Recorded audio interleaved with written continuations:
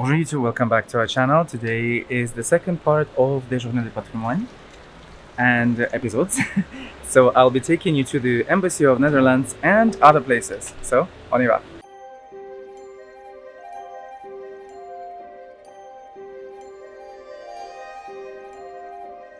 In this episode, we continue our Journée du Patrimoine series, following our last week's visit to the magnificent Chapelle of Sorbonne that is closed to the public.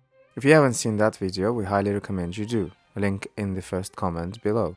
Sinan will be joining me later in the day, but for now, I found myself inside the oldest church of Paris, Saint-Germain-des-Prés. My appointment at the residency of the ambassador of the Netherlands is in about an hour, so I thought I would show you one of my most favorite churches in the country. Founded in 543, by King Childebert, son of Clovis, in association with Bishop Germain, the first basilica was built to house the relics of Saint Vincent Sainte-Croix, brought back from Spain, giving the abbey an early spiritual and political importance. From the Merovingian period onward, the abbey developed as a major religious center outside the early walls of Paris. The prosperity of the monastery was interrupted by Norman incursions, which led to the destruction of much of the early complex. Around the year 1000, the church was rebuilt as a vast Romanesque basilica, whose tower, porch, and nave vessel are still present today. In fact, since then, the church has been slowly but surely transformed and reconstructed until the Revolution, when it was repurposed as a salpeter refinery since it was spared from the widespread destruction. Later in the 19th century, Saint-Germain-des-Prés was returned to the church and underwent major restoration works. An artist, Hippolyte Flandrin, was commissioned to execute an extensive iconographic program on all the interior walls, depicting scenes from the Old and New Testaments. He was assisted by the decorative painter Alexandre Deniel, while Flandrin's brother, Paul, later completed the nave paintings, and Sébastien Cornu decorated the transept with painted canvases. In recognition for its historical and artistic significance, the Church of Saint-Germain-des-Prés was officially classified as a historic monument in 1862, but today it is particularly vivid in colors due to the recent restorations carried out in the past decade. It's truly a magical place to be in, and makes me wonder how Notre Dame de Paris must have looked, as it is known the cathedral was painted over. If it weren't for the several appointments I had booked myself for, I'd stay here far longer.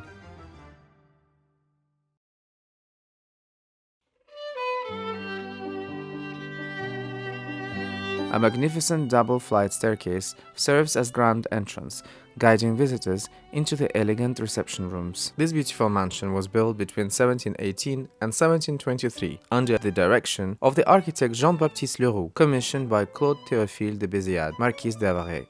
Initially, l'hôtel was occasionally rented out, notably to the British ambassador Horace Walpole, who resided here before the Avaray family took permanent occupancy in 1727. Later in this video, we'll be visiting the current residence of the British ambassador, so stick around. The Avaray family moved in and lived here for several generations until 1920, when the Kingdom of the Netherlands purchased it directly from them, becoming the official residence of its ambassador in Paris. These grand reception rooms, renovated in autumn 2017, showcase the hotel's restored splendor. Almost all of the original woodwork has disappeared, except the superb Rococo paneling in the music room, which is truly spectacular. The building has preserved much of its historical character, including the layout of its main rooms, the impressive staircase, and selected ornamental details. The building's legacy reflects over 3 centuries of architectural, social, and diplomatic history in the heart of Paris. Today, l'Hôtel d'Avaray continues to function as both a private residence for the ambassador and the symbolic hub for the French-Dutch relations. Its status as the Dutch ambassador's residence continues to ensure that l'Hôtel d'Avaray remains both a historic monument and a center of cultural exchange for the foreseeable future. The visit was very short because we only had the access to the ground floor, but I hope you enjoyed it, and I am going to pass by other places just nearby because I still have time. My next appointment is in 1.5 hours, so I'm just going to find something else to do à côté, nearby. There is a Protestant temple, so I'm gonna go and check it out right now, and let's go and see it. The Temple of Pentemont was originally built as the chapel of the Bernardine convent, with the first stone of the buildings laid on 27th of April 1747 by Cardinal de Rohan, that same cardinal involved in the affair of the Queen Marie Antoinette's necklace. During the French Revolution, the religious community was expelled, and in the 19th century, the convent buildings were converted into military barracks. In 1844, Victor Baltard adopted the chapel for Protestant worship, which was later restored between 2005 and 2007. So that was the Protestant church. Pretty cool, if you ask me. I couldn't figure out what language they were singing in because it wasn't French, it wasn't Latin, it wasn't English. It was something else. To me, it sounded more like Central or Eastern European, but I don't know. It wasn't Slavic either, but it was nice. Anyway, waiting for Sinan to join me because we are going to be going to the residence of the ambassador of Great Britain. It's not far from Élysée, so it's a very chic area. I remember when I was working in a fashion magazine, there were a lot of events that I attended here because all of these big brands, they would always have events during the fashion week. You would show up for opening of the stores or some party or whatever.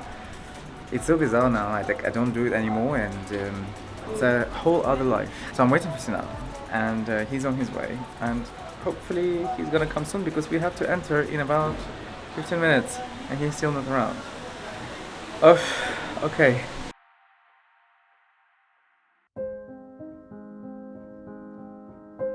After queuing for a little bit, we were met with the two gorgeous Rolls-Royce parked at the courtyard to greet its guests. The building we're in is Hôtel de Charost, which was constructed between 1722 and 1725 for Armand de Béthune, Duke of Charost and governor of the young Louis XV. A ceremonial staircase with a wrought iron balustrade decorated with gilded suns and a grand portrait of the Queen Victoria greets the guests. The place was packed, and honestly, we did not expect anything less. As we make our way into the state salons, let's rewind to how it all came to be. The architect chosen for this prestigious Hôtel particulier was Anton, an engineer of the king, military cartographer, and architect, also responsible for Hôtel de Matignon. While the building underwent several decor changes prior to the French Revolution, it was left unoccupied until 1803, when it was sold by the widow to Pauline Bonaparte, sister of Napoleon. She resided here with her husband, Prince Borghese, transforming the residence into a fully imperial property. In fact, l'hôtel became known as the Palais Borghese. Pauline Bonaparte left a lasting imprint on the interior, including the imperial furnishings bearing Napoleonic symbols. Her bed, surmounted by the imperial eagle, is still present, forming the rich decor. It honestly felt like we had walked into one of Napoleon's residences.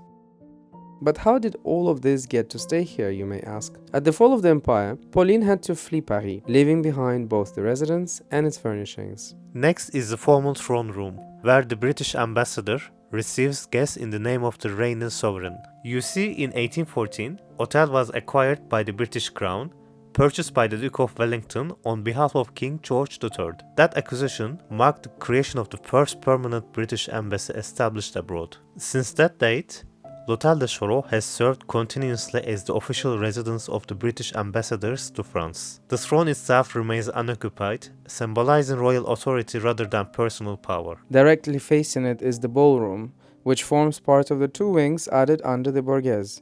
The celebrated Borghese art collection, assembled with the advice of Vivant Denon, was installed in this ballroom. As we crossed into the opposite wing through a beautiful winter garden terrace made of cast iron and glass, we could appreciate the traditional Parisian layout entre cour et jardin, which means between the courtyard and a garden.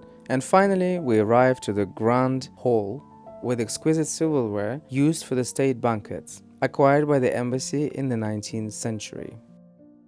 Today, the residence functions as a center of intense diplomatic activity, hosting breakfasts, lunches, official dinners, political meetings, and cultural events. So these rooms are not a museum and cannot be visited, hence the tone of people present today. Over the years, l'Hôtel de Charost has welcomed numerous figures involved in Franco-British relations. L'Hôtel de Charost is an architectural masterpiece of the 18th century that continues to remain a diplomatic institution to this day. It was a privilege to be able to see this place, and we highly recommend you to visit it too, whenever they open it to public again. And that's it for today. We hope you liked this episode. If you would like to see more of these videos, please don't forget to like, share and comment below. And until the next one, au revoir.